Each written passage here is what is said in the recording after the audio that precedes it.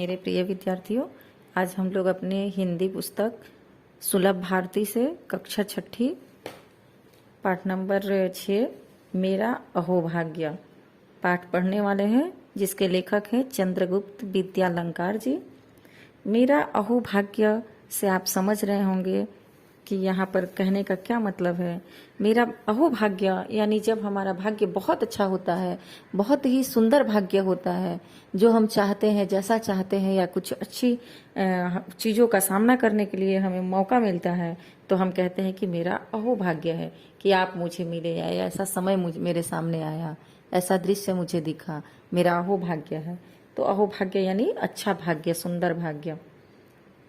यहाँ पे चंद्रगुप्त जी के बारे में मैं आपको बता दूं तो उनका जन्म 1906 में हुई थी, और उनकी रचनाएं जो है वह है संदेह, मेरा बचपन, न्याय की रात, मेरा मास्टर साहब, चंद्रकला, पगली, 3 दिन, भय का राज्य, देव और मानव आदि। इन्होंने बहुत सारी रचनाएं की है। चंद्रगुप्त विद्यालंकार जी ने बहुत सारी रचनाएं की हुई है, जैसा आप देख रहे हो। इनका परिचय मैं आपको बताऊं तो इन्होंने साहित्य एवं पत्रकारिता के क्षेत्र में उल्लेखनीय कार्य किए हैं, यानी बहुत ही अच्छा कार्य किया है इन्होंने, बहुत सारे कार्य किए हैं। अब जो अपना मेरा अहोभाग्य पाठ है, इसके बारे में मैं थोड़ा सा आपको बताना चाहती हूँ कि प्रस्तुत पाठ में लेखक ने गुरुदेव रविंद्रनाथ ठाकुर जी से हुई भेंट से संबंधित संस्मरण बताया है। इस पाठ में क्या बताया गया है, क्यों इस पाठ का नाम मेरा अहोभाग्य है, तो जो हमारे लेखक हैं, हमारे पाठ में लेखक ने गुरुदेव रविंद्रनाथ ठाकुर जी से हुई भेंट से संबंधित संस्मरण का चर्चा किया है। चंद्रगुप्त जी जो है, इनका भेंट हुआ है किससे? गुरुदेव रविंद्रनाथ ठाकुर जी से हुई है, जिन्होंने गीतांजलि भी लिखा था।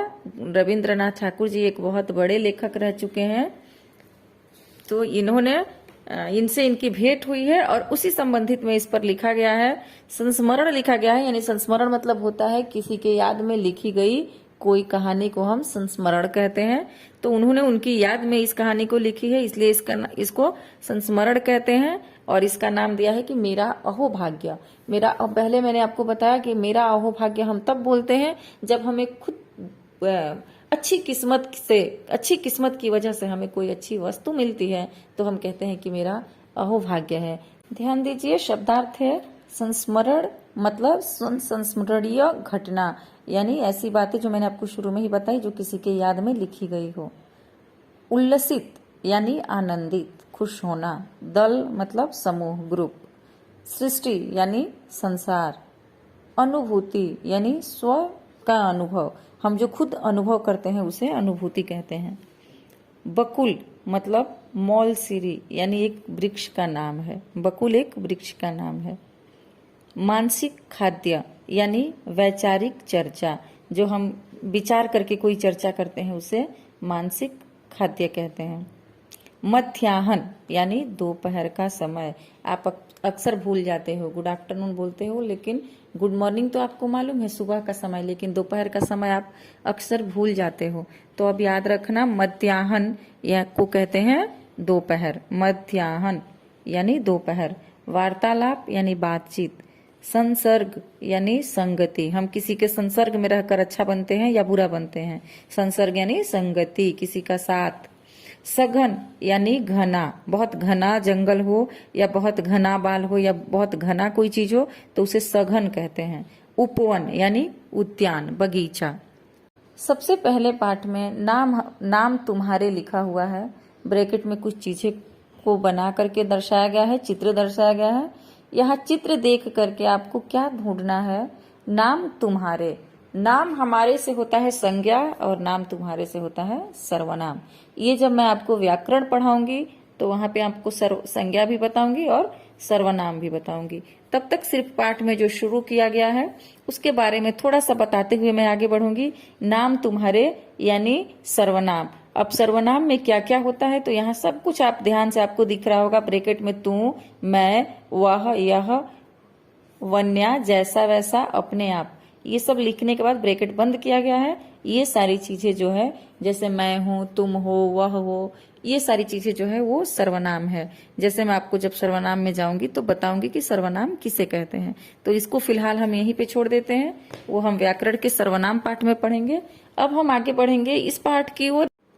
आगे देखते हैं तो यहाँ पे लेखक कहते हैं कि फरवरी 1936 में मुझे शांति निकेतन जाना था।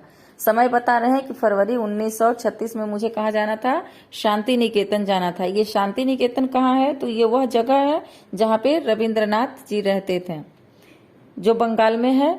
वहाँ एक साहित्यिक कार्यक्रम होने वाला था। साहित्यिक कार्यक्रम मतलब साहित्यिक कार्यक्रम ये जो हम लोग भी करते हैं विद्यालय वगैरह में, तो ये साहित्य से रिलेटेड कार्य था, यानी सारे हिंदी के से रिलेटेड लोग वहां पर गए हुए थे और मिलकर के साहित्यिक कार्यक्रम, यानी कोई अपनी मन की कविता सुनाता है, कोई कहानी सुनाता है, कोई हास्य काव्य करता है, मतलब मिलजुल करके सारे लेखक, सारे कवि इकट्ठा होते हैं और अपनी अपनी साहित्य की बातें बताते हैं, उसे साहित्यिक कार्यक्रम कहते हैं। तो मैं बहुत ही उल्लसित था। उल्लसित यानी मैंने आपको शब्दार्थ में बताया है, खुश था, बहुत ही खुश था, क्योंकि उस कार्यक्रम की अध्यक्षता स्वयं गुरुदेव रविंद्रनाथ जी करने वाले थे। बता रहे हैं कि मैं बहुत खुश था यह सोच करके कि मैं वहां जा रहा हूं, ऐसे जगह जा रहा हूं जहां पे स्वयं उस कार्य को जो करने वाले व्यक्ति हैं वह रविंद्रनाथ जी ही है। निश्चित दिन कोलकाता से हम बहुत सारे लोग शांति निकेतन के लिए रवाना हुए। लगभग एक दर्जन हिंदी वालों का यह दल शांति निकेतन के सुंदर अतिथि भवन में ठहराया गया। कह रहे हैं कि सारे हिंदी वाले जितने लेखक लोग थे उन सबको एक सुंदर अतिथि भवन में ठहराया गया। हम लोग निश्चित समय पे निकल गए। कहाँ के लिए, शांति निकेतन के लिए। यह अतिथि भवन अशोक वृक्षों के सघन उपवन के बीचों बीच बनाया गया था। जहाँ पे हमें अतिथि भवन दिया गया था, जहाँ हमें रहने का स्थान दिया गया था, वह वृक्षों के बीच में बनाया गया था, मतलब बहुत अच्छी जगह पे बनाया गया था। बहुत ही सुंदर, बड़ी और अच्छी इमारत थी वह। कह रहे हैं कि जिस इमारत में हम लोग थे वह बहुत ही सुंदर और बहुत ही अच्छी इमारत थी, यानी बिल्डिंग थी। जैसा सोचा था वैसा ही पाया। कह रहे हैं कि जितना उत्साहित मैं घर से निकलते समय था, जितना खुश था इन चीजों को कि देखूंगा तो खुश होऊंगा, तो मैं वैसा ही पाया भी, मतलब इनको देखकर मैं बहुत खुश हुआ। ऊपर की मंजिल के एक कमरे में हमें ठहराया गया। कमरे के बाहर एक विस्तृत बरामदा था, खुला विस्तृत यानी खुला बरामदा था, और बरामदे में खड़े होकर अगर बाहर देखा जाए तो सामने ही सघन बकुल वृक्ष दिखाई देते थे। बकुल वृक्ष मैंने आपको पहले ही बता दिया है, एक पेड़ का नाम है। तो कह रहे हैं कि सामने ही वो बकुल वृक्ष भी दिखाई दे रहे थे। दूसरे दिन प्रातः काल ही हमें बताया गया कि गुरुदेव का स्वास्थ्य ठीक नहीं है। दूसरे दिन हमें ऐसा समाचार मिला कि गुरुदेव जो हमारे हैं वह अच्छे नहीं हैं, उनका स्वास्थ्य ठीक नहीं है, अतः कार्यक्रम की बैठक में वे नहीं आ पाएंगे। अब यह बहुत ही बुरी खबर थी कि जिससे मिलने के लिए लेखक गए थे वही कार्यक्रम के बैठक में नहीं आएंगे। मैं बहुत ही निराश हो गया। लेखक कह रहे हैं कि मैं बहुत निराश हो गया। तथापि हमें जब यह मालूम पड़ा कि उनके डॉक्टर ने हम लोगों को केवल 15 मिनटों का समय दिया है, जिसमें गुरुदेव के दर्शन तथा उनके साथ संक्षिप्त वार्तालाप भी हो सकता है, तब हमारी खुशी का ठिकाना ना रहा। कह रहे हैं कि पहले तो हमें ये बताया गया कि हम नहीं मिल सकते हैं गुरुदेव जी से। फिर उनके डॉक्टर ने कहा कि आप लोग बहुत इच्छुक है, इसलिए सिर्फ 15 मिनट मिल सकते हो, जिसमें आपको ज्यादा बातचीत नहीं करनी है, सिर्फ उनके साथ संक्षिप्त वार्तालाप, संक्षिप्त मतलब बहुत छोटा वार्तालाप यानी बातचीत हो सकता है। तब हमारी खुशी का ठिकाना न रहा। तब मैं बहुत ही ज्यादा खुश हो गया कि चलो अच्छी बात है कि हम मिल तो सकेंगे उनसे, भले कम बातें करेंगे। हम बेसब्री से उस क्षण का इंतजार करने लगे। कह रहे हैं कि हम उस पल का, उस क्षण का बेसब्री से इंतजार करने लगे, बहुत ही बेचैनी से, बहुत ही उत्सुकता से उस क्षण का, उस पल का, उस समय का इंतजार करने लगे।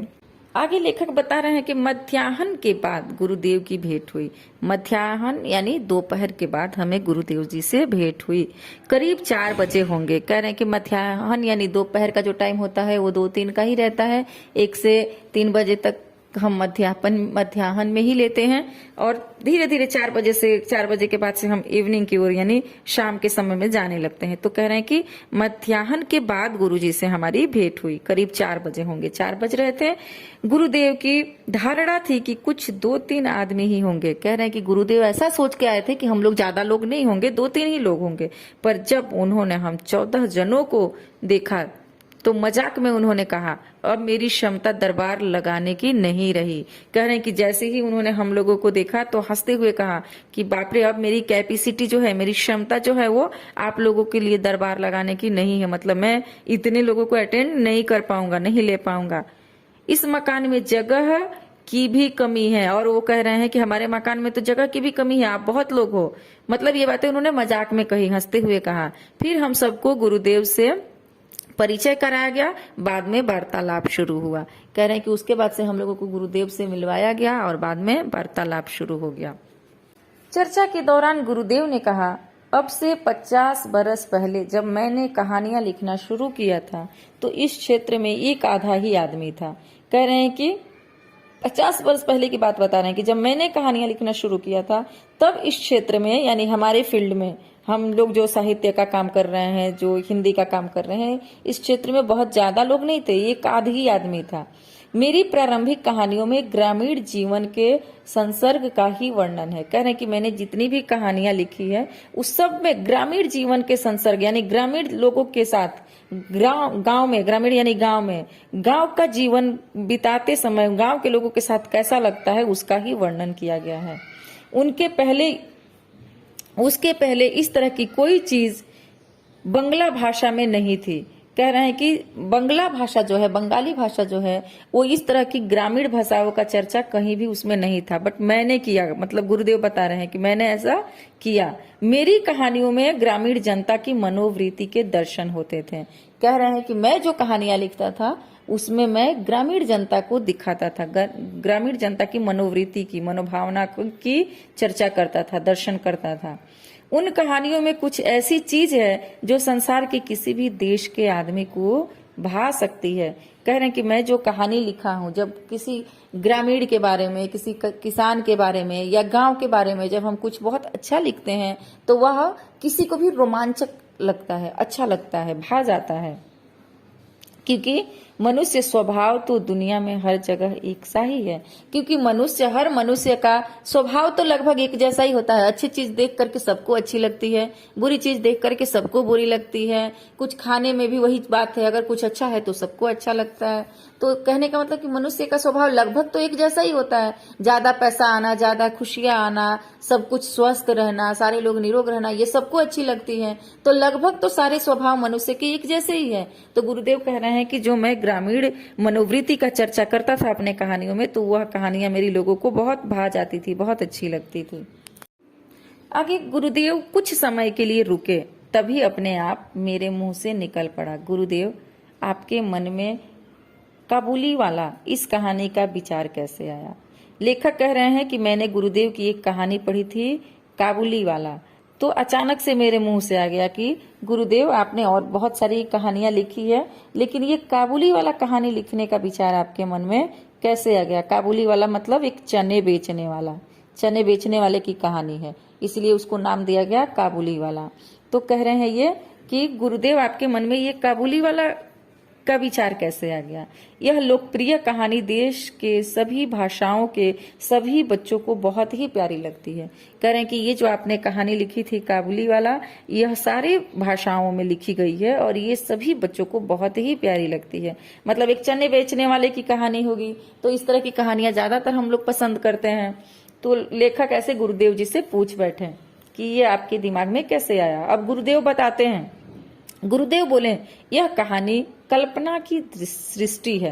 कह रहे हैं कि यह कहानी मेरा कोई देखा हुआ कहानी नहीं है, कोई मैंने ऐसा नहीं कि मैंने सामने किसी को देखा और मैंने लिख दिया। ये कहानी जो मैंने लिखा यह मेरी कल्पना की सृष्टि है। सृष्टि यानी संसार, दुनिया। तो मैंने बस कल्पना किया कि अगर एक काबुली वाला होगा, एक चना वाला होगा, चना बेचता होगा, तो क्या क्या हो सकता है। तो जैसे हम आपको बोलते हैं ना, कल्पना करके एक निबंध लिखो कि यदि आप पक्षी होते तो क्या करते हैं, यदि आप ही चना वाले होते तो क्या करते हैं। तो किस तरह से आप कल्पना कर सकते हो ना, मैं चना वाला होता तो किसी एक जगह पे अपनी ठेला लगाता, चने बेचता, लोग आते मेरे पास। तो ऐसे ये लेखक कह रहे हैं कि मैंने एक चने वाले के ऊपर सोचा, एक काबुली वाले के ऊपर सोचा, और सोचने के बाद मैंने इस कहानी को लिखी। ये मेरी कल्पना की सृष्टि है, ये मेरे कल्पना का संसार है। एक काबुली वाला था, वह हमारे यहाँ आता था। कह रहे हैं कि मैंने ऐसा कल्पना किया कि कोई काबुली वाला हो और हमारे यहाँ आता था और हम सब उससे बहुत परिचित हो गए थे। और जब हम किसी से रोज रोज कोई चीज लेते हैं तो हम परिचित हो जाते हैं, घुल मिल जाते हैं। मैंने सोचा उसकी भी एक छोटी लड़की होगी जिसकी वह याद किया करता होगा। और लेखक कह रहे हैं कि बस मैंने ऐसे ही सोच लिया कि उसके भी तो बच्चे होंगे ना, वो भी इंसान है तो उसके भी घर होंगे, परिवार होंगे, बच्चे होंगे। तो मैंने बस ऐसे ही कल्पना किया कि उसकी एक बेटी होगी और ये कल्पना पे आधारित मैंने इस काबुली वाले कहानी को लिखा था। में आगे है कि इस तरह से वार्तालाप होता रहा, हम सबके लिए यह एक मानसिक खाद्य था। कह रहे हैं कि इसी तरह से हम लोगों का वार्तालाप होता रहा और हम सबके लिए एक वैचारिक चर्चा था। मानसिक खाद्य था यानी वैचारिक चर्चा था, यानी वैचारिक चर्चा मतलब भी आप शायद समझ रहे होंगे या नहीं, अपने अपने विचारों को व्यक्त करना। इस तरह का ये हमारे लिए एक चर्चा था। हम सब अपने अपने विचारों को व्यक्त कर रहे थे।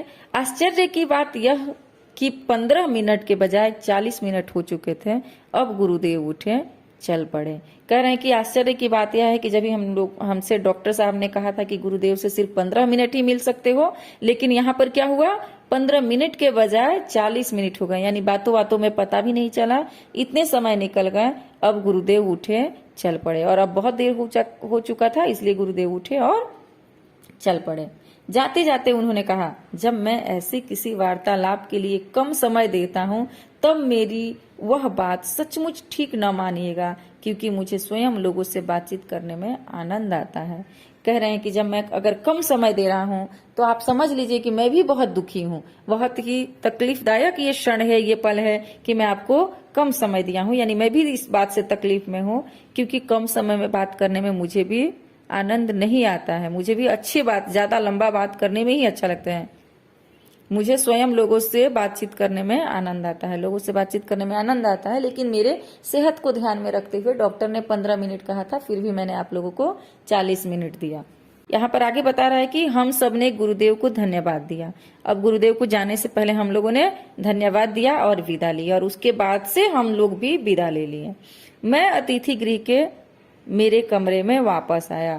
कह रहे हैं कि मैं अतिथि गृह के अपने कमरे में वापस आ गया। यहाँ बच्चा एक चीज पुस्तक में भी मिस्टेक है, मैं अतिथि गृह के मेरे कमरे में वापस आया नहीं, मैं अतिथि गृह के अपने कमरे में वापस आ गया। ठीक है, मैं अतिथि गृह के अपने कमरे में वापस आ गया, यानी जो कमरा मुझे दिया गया था वहां मैं आ गया। ऐसा कौन कह रहा है, लेखक कह रहे हैं। गुरुदेव के साथ हुए वार्तालाप से मुझे एक असाधारण उल्लास की अनुभूति हो रही थी। कह रहे कि मुझे बहुत ही असाधारण, मतलब जो साधारण नहीं है, ऐसा उल्लास, ऐसी खुशी की अनुभूति हो रही थी। पर जब मुझे पता चला कि जिस कमरे में मुझे ठहराया गया था उसी कमरे में स्वयं गुरुदेव काफी समय तक रह चुके थे, तब तो मेरी खुशियों का ठिकाना न रहा। कह रहे हैं कि मैं तो ऑलरेडी बहुत खुश था, लेकिन जब ये पता चला कि जिस कमरे में मैं ठहर रहा हूँ, मैं हूँ, उसी कमरे में गुरुदेव बहुत समय तक ठहर चुके हैं, रह चुके हैं, तब तो मैं और ज्यादा खुश हुआ कि वाह, मेरा अहोभाग्य है, मैं कितना किस्मत वाला हूँ कि मैं उस जगह पे हूँ जहाँ पे मेरे गुरुदेव भी रहे हैं। अहो, मुझे तो यह भी बताया गया कि गुरुदेव ने गीतांजलि का अधिकांश भाग इसी कमरे में बरामदे में बैठकर लिखा है। कह रहे हैं कि वाह, मुझे तो और ज्यादा खुशी हुई जब यह पता चला कि गीतांजलि जो पुस्तक है जो गुरुदेव जी ने लिखी है वह इसी कमरे में बैठ करके अधिकांशतः भाग लिखी है। मैं सचमुच भाव विभोर हो उठा। भाव विभोर होना यानी बहुत ज्यादा आनंदित होना, एकदम भाव विभोर हो उठा। क्या यह सच है? कह रहे हैं कि वाह, क्या यह सच बात है कि मैं जहां हूं वहां मेरे गुरुदेव जी रहे हैं और रह करके कहानियां लिखे हैं। मेरा अहोभाग्य था कि मैं उसी कमरे में ठहरा था जिसमें नोबेल पुरस्कार प्राप्त गीतांजलि रची गई थी। गीतांजलि जो पुस्तक थी वह इतनी अच्छी थी कि उससे नोबेल पुरस्कार मिला था। तो लेखक बहुत खुश हुए कि मैं ऐसी जगह पर बैठा हुआ हूँ जहां पर नोबेल पुरस्कार जैसी पुस्तक रची गई थी, लिखी गई थी। तो बच्चों, इस प्रकार से यह बहुत ही सुंदर पाठ था लेखक और गुरुदेव जी के बीच में। तो ये बहुत ही स्मरणीय, बहुत ही अच्छा पाठ था। आप लोगों को समझ में आया होगा, नहीं समझ में आया होगा, कहीं कोई परेशानी हो तो मुझे कमेंट द्वारा बताइए, मैं वापस आपको समझाऊंगी।